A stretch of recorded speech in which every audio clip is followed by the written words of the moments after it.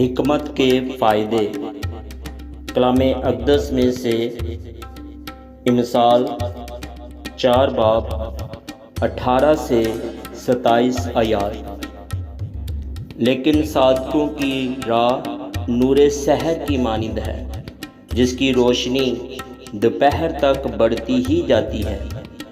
شریروں کی راہ تاریکی کی مانند ہے، وہ نہیں جانتے کہ کن چیزوں سے ان کو ٹھوکر لگتی ہے۔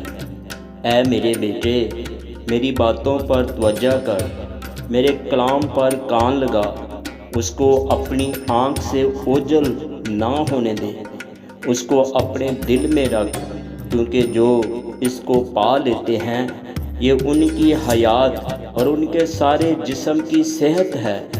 اپنے دل کی خوب حفاظت کر، کیونکہ زندگی کا سر چشمہ وہی ہے۔